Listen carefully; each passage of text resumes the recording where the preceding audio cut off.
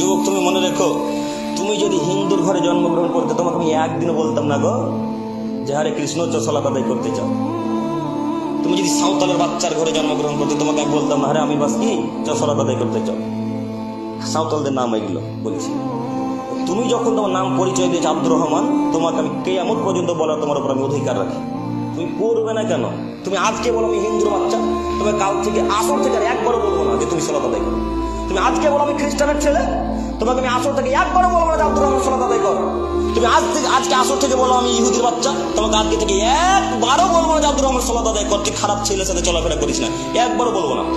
আর তুমি যদি বলো যে আমি মুসলমানের বাচ্চা, আমার বাপের নাম আব্দুর রহমান, আমার নাম আব্দুল করিম, তুমি যদি কথা বলো, তোমাকে আমি কিয়ামত পর্যন্ত বলার উপর তোমার উপর অধিকার রাখি।